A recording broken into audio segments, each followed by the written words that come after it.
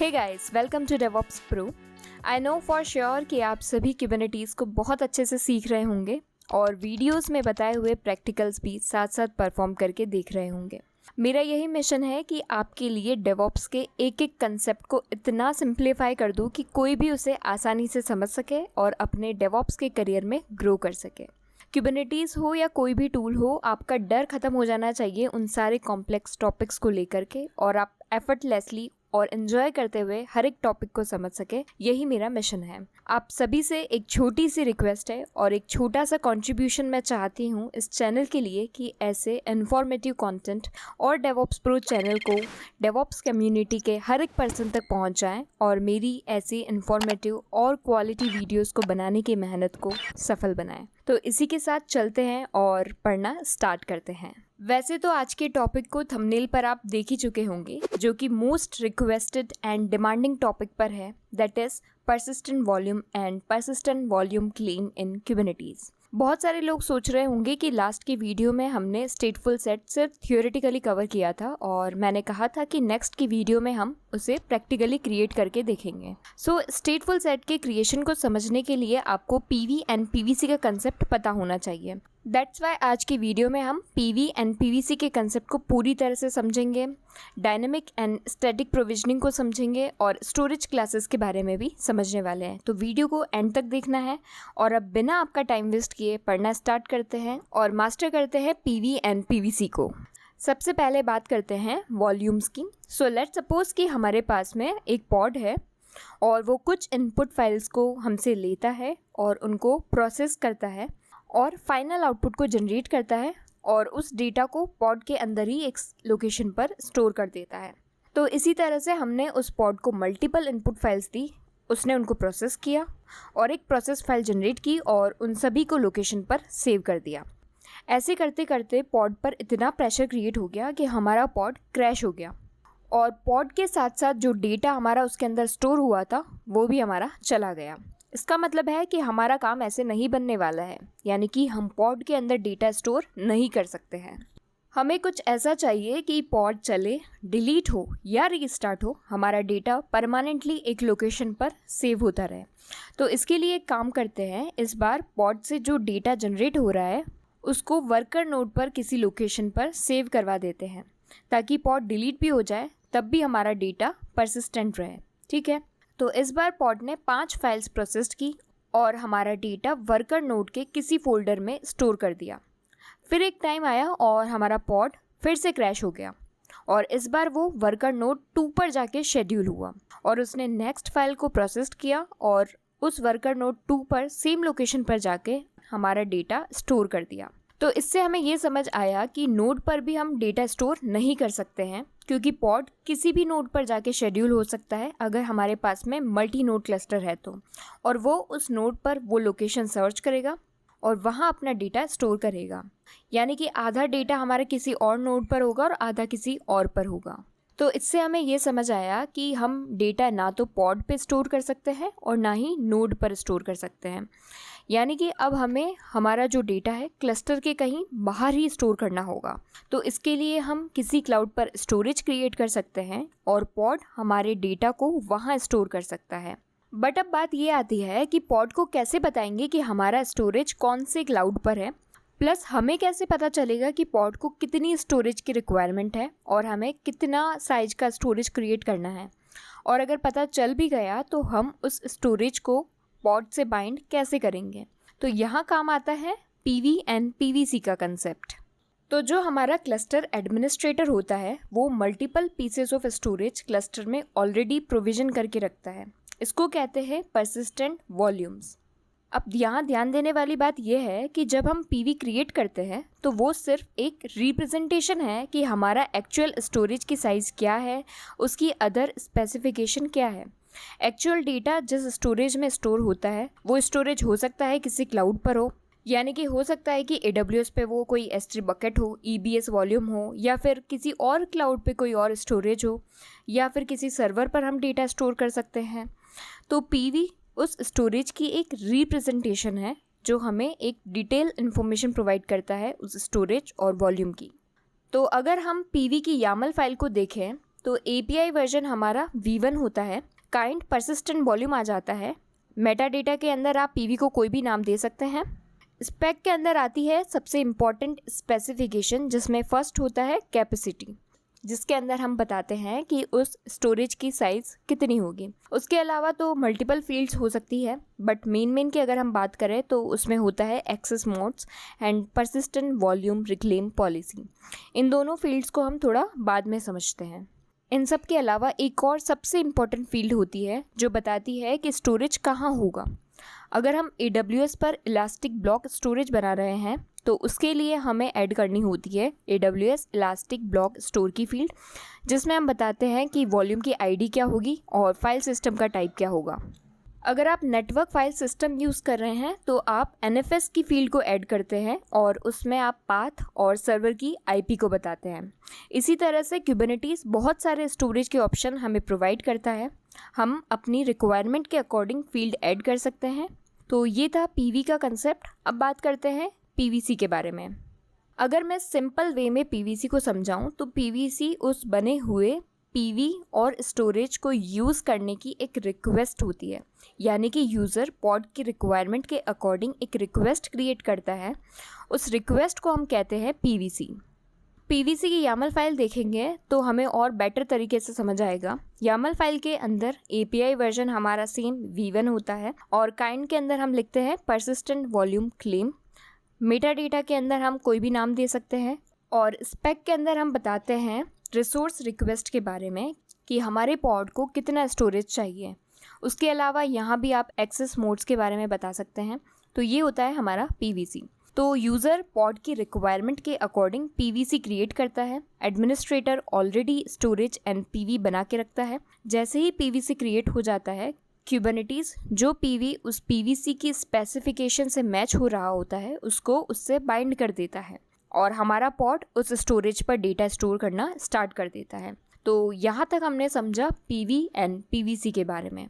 अब एक बार थोड़ा डिटेल में समझते हैं कि Kubernetes किस बेसिस पर किसी PVC को PV से बाइंड करता है। तो किसी भी PVC को PV से बाइंड करने से पहले Kubernetes दो चीज़ें देखता है। फर्स्ट होती है साइज़ और सेकंड होता है एक्सेस मोड्स। क्लस्टर के अंदर मल्टीपल साइज़ के PVs हो सकते हैं और पॉड की रिसोर्स रिक्वायरमेंट के अकॉर्डिंग हम भी PVC क्रिएट कर सकते हैं। तो मान लेते हैं कि हमने PVC बनाया जिसकी 2 GB की रिसोर्स रिक्वायरमेंट है। तो फर्स्ट सिलेक्शन में वो सारे PVs जो 2 GB से कम है वो इस PVC से बाइंड नहीं हो सकते हैं, तो वो फिल्टर आउट हो जाएंगे हमारे फर्स्ट फिल्टर के अंदर। सेकंड फैक्टर होता है एक्सेस मोड्स का। एक्सेस मोड्स का मतलब होता है कि जो स्टोरेज हमने बनाया है पॉड उसको कैसे एक्सेस करेगा। हमारे पास में 3 एक्सेस मोड्स होते हैं। फर्स्ट होता है रीड राइट वंस, सेकंड होता है रीड ओनली मैनी और थर्ड होता है read write many. Read write once का मतलब होता है कि एक पॉड उस स्टोरेज पर रीड एंड राइट दोनों ऑपरेशन परफॉर्म करने के लिए उस स्टोरेज को एक्सेस करेगा। सेकंड होता है रीड ओनली मैनी, यानी कि मल्टीपल पॉड्स उस स्टोरेज का सिर्फ डेटा रीड करेंगे। एंड लास्ट होता है रीड राइट मैनी, जिसका मतलब होता है कि मल्टीपल पॉड्स उस स्टोरेज के डेटा को रीड एंड राइट दोनों ऑपरेशंस परफॉर्म करने के लिए एक्सेस कर सकते हैं। तो एक्सेस मोड्स हम PV एंड PVC दोनों पर बता सकते हैं और जिन PV एंड PVC का एक्सेस मोड सेम होता है वही एक दूसरे से बाइंड हो सकते हैं। तो मान लेते हैं कि 2 GB वाले PVC में हमने एक्सेस मोड बताया रीड राइट मैनी का, तो जो PV जिसका access mode read write many होगा वही इस PVC से बाइंड होगा। एक और चीज़ होती है जो हम PV पर बता सकते हैं, वो होता है रिक्लेम पॉलिसी। रिक्लेम पॉलिसी का मतलब होता है कि अगर PVC डिलीट हो जाता है, यानी कि अब पॉड को स्टोरेज की रिक्वायरमेंट नहीं है, तो जो डेटा ऑलरेडी पॉड ने स्टोर किया है उस PV के अंदर, उस स्टोरेज के अंदर, अब उसका क्या करना है। तो हमारे पास में उस चीज़ को बताने के लिए 2 टाइप्स की रिक्लेम पॉलिसीज़ होती है। फर्स्ट होता है रिटेन, यानी कि उस डेटा को हम सेव रखना चाहते हैं और एडमिनिस्ट्रेटर मैन्युअली उस डेटा को वहाँ से हटाएगा और स्टोरेज को खुद से डिलीट करेगा। और सेकंड होता है डिलीट, यानी कि जैसे ही PVC एंड पॉड डिलीट हो जाए उस स्टोरेज को भी हम डिलीट करवा देना चाहते हैं। तो हम हमारी रिक्वायरमेंट के अकॉर्डिंग रिक्लेम पॉलिसी PV पर सेट कर सकते हैं। सो लेट्स सपोज कि हमारे पॉड की रिक्वायरमेंट थी 1 GB की और हमने 1 GB के अकॉर्डिंग PVC क्रिएट किया और क्लस्टर में सिर्फ उसकी स्पेसिफिकेशन से मैच होता हुआ एक ही PV क्यूबिनिटीज़ को मिला और उस PV की साइज़ थी 10 GB और अगर उसके एक्सेस मोड्स भी उस PVC से मैच हो जाते हैं तो क्यूबिनिटीज़ उस PV को PVC से बाइंड कर देगा और ऐसी कंडीशन में बाकी जो 9 GB स्टोरेज था उस PV का वो वेस्ट हो जाता है क्योंकि एक PV सिर्फ एक ही PVC से बाइंड हो सकता है। और मान लो कि एक और PVC आया क्लस्टर में और कोई PV नहीं था उससे बाइंड होने के लिए, तो ऐसी कंडीशन में PVC पेंडिंग स्टेट के अंदर ही रहता है, किसी से बाइंड नहीं होता है। तो ये तो बात थी कि किस तरह से क्यूबिनिटीज़ साइज़ और एक्सेस मोड्स के अकॉर्डिंग PV और PVC को बाइंड करता है। अब बात करते हैं स्टैटिक एंड डायनेमिक प्रोविजनिंग की। अभी हमने देखा कि किस तरह से क्लस्टर एडमिनिस्ट्रेटर क्लाउड पर स्टोरेज बनाता है, उसका रेस्पेक्टिव PV बनाता है क्लस्टर में और यूज़र अपनी पॉड की रिक्वायरमेंट के अकॉर्डिंग PVC क्रिएट करता है। तो यहाँ जो क्लाउड पर स्टोरेज जो एडमिनिस्ट्रेटर बना रहा है और जो PV क्लस्टर में बना रहा है वो मैन्युअली उसे क्रिएट कर रहा है। तो इस चीज़ को कहते हैं स्टैटिक प्रोविजनिंग, जहाँ पर आप मैन्युअली चीज़ों को प्रोविजन करते हो। बट यहाँ एक ऐसी कंडीशन भी आ सकती है जहाँ यूज़र PVC क्रिएट करे और क्लस्टर में उससे बाइंड होने के लिए एक भी PV प्रेजेंट ना हो, तो क्या यूज़र बार बार एडमिनिस्ट्रेटर से रिक्वेस्ट करेगा उसके रिक्वायरमेंट के अकॉर्डिंग PV बनाने के लिए? तो ऐसी कंडीशन में काम आता है डायनेमिक प्रोविजनिंग। डायनेमिक प्रोविजनिंग में एडमिनिस्ट्रेटर स्टोरेज क्लासेस का यूज़ करता है और उन्हें ऑलरेडी क्लस्टर में बना के रखता है। अब बात ये आती है कि स्टोरेज क्लासेस क्या होती है। सिंपल वे में अगर मैं आपको समझाऊं तो जो क्लाउड पर स्टोरेज एंड क्लस्टर में PV एडमिनिस्ट्रेटर मैन्युअली क्रिएट कर रहा था उसको स्टोरेज क्लास ऑटोमेटिक कर देती है, यानी कि वो खुद से क्लाउड पर स्टोरेज क्रिएट कर देगा और उसका रेस्पेक्टिव PV भी क्रिएट कर देगा। बट ये होता कैसे है, स्टोरेज क्लास कैसे क्रिएट होती है? तो स्टोरेज क्लास की YAML फाइल को अगर हम देखें तो API वर्जन उसमें यूज़ होता है storage.k8s.io/v1। काइंड के अंदर यूज़ आता है स्टोरेज क्लास और मेटा डेटा के अंदर हम उसको कोई भी नाम दे सकते हैं। और यहाँ ध्यान देने वाली बात यह है कि स्टोरेज क्लास की YAML फाइल में स्पेक फील्ड नहीं होती है। यहाँ हम डायरेक्ट फील्ड्स को बता देते हैं, जिसमें फर्स्ट होती है प्रोविजनर, यानी कि कौन से क्लाउड पर हम स्टोरेज को प्रोविजन करवाना चाहते हैं। अगर हम AWS पर EBS बनाना चाहते हैं तो उसके प्रोविजनर के अंदर हम लिखेंगे kubernetes.io/AWS-EBS।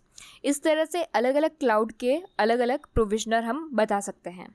सेकंड फील्ड होती है पैरामीटर्स, जिसमें आप टाइप बताते हो कि स्टोरेज का टाइप क्या होगा। मान लो अगर हम GP2 टाइप का EBS क्रिएट करना चाहते हैं तो पैरामीटर्स के टाइप में हम GP2 मेंशन करेंगे। और लास्ट इम्पॉर्टेंट फील्ड होती है रिक्लेम पॉलिसी, जिसमें आप रिटेन या डिलीट मेंशन कर सकते हो। ये PV के लिए होती है क्योंकि स्टोरेज क्लास ही PV क्रिएट करेगा, तो हम यही बता देते हैं कि उस PV की रिक्लेम पॉलिसी क्या रखनी है। इन तीनों के अलावा भी कुछ और फील्ड्स होती है, जैसे जैसे काम आएगी हम उन्हें वैसे वैसे समझते जाएंगे। तो इस तरह से हम स्टोरेज क्लास क्रिएट करते हैं। तो अब एक फाइनल फ्लो समझे डायनेमिक प्रोविजनिंग का, तो क्लस्टर एडमिनिस्ट्रेटर इसी तरह अलग अलग स्पेसिफिकेशन के स्टोरेज क्लासेस को क्रिएट करके रखता है।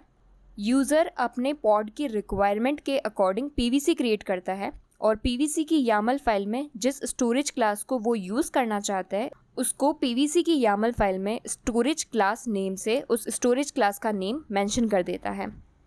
जैसे ही PVC क्रिएट होता है वो स्टोरेज क्लास उस PVC की रिक्वायरमेंट को देखते हुए और अपने प्रोविजनर को देखते हुए उस क्लाउड पर स्टोरेज क्रिएट कर देता है और साथ साथ ही PV भी खुद से बना देता है। PV बनते ही कुबरनेटिस उस PVC को PV से बाइंड कर देता है और हमारा पॉड उस स्टोरेज पर डेटा स्टोर करना स्टार्ट कर देता है। तो ये होता है कि किस तरह से स्टोरेज क्लास और PV और PVC साथ साथ काम करते हैं और किस तरह से पूरा फ्लो कुबरनेटिस के अंदर रहता है। तो ये था dynamic provisioning, PV, PVC and storage class का कंसेप्ट। आज की वीडियो में हमने थियोरेटिकली कॉन्सेप्ट को सीखा है, कुछ YAML फाइल्स भी देखी है। नेक्स्ट वीडियो में हम PV, PVC and storage class को क्रिएट करके देखेंगे और एक्स्ट्रा चीज़ें इनके बारे में जानेंगे। तो मिलते हैं नेक्स्ट वीडियो में। आज की मेहनत और कॉन्सेप्ट को समझाने का तरीका अगर आपको पसंद आया है तो वीडियो को ढेर सारा लाइक करें, चैनल को बहुत सारा प्यार करें।